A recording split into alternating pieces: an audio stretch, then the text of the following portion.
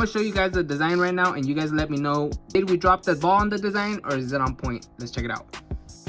I mean, it's all right. Like, now this white truck, this one took the longest because, like I said, we were going off just different angles and different pictures of what it was hopefully gonna look like, but we ended up pretty much getting it pretty close. I'll post a picture of the real truck right here.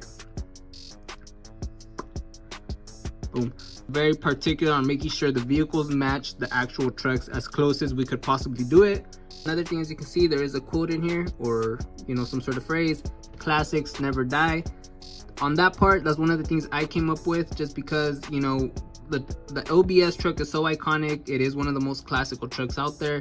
I think everyone from Cali to Texas loves these trucks, so that phrase only made sense for this thing. Luckily they liked it. So from there, the background is pretty subtle. There's not so much going on, and the worst thing we could do is do a crazy background and take attention away from them. They're pretty much the main piece of this. So I kept it very subtle in the background, not so much bright colors. Something notice, maybe you did, maybe you didn't, is these little lines up here. This is the trim from the OBS down here. I just brought it into the design to bring a little bit more color. Of course, we don't want it too plain in the back, and followed it down here as well.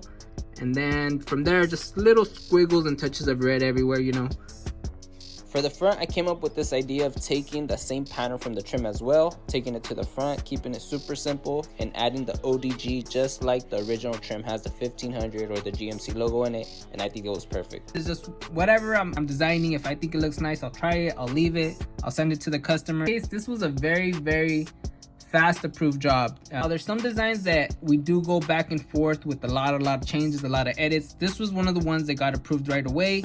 The only changes that we kind of struggled with, like I mentioned, was the edits to the vehicle themselves, just making it look, as close as we can to the original without knowing what the original looks like.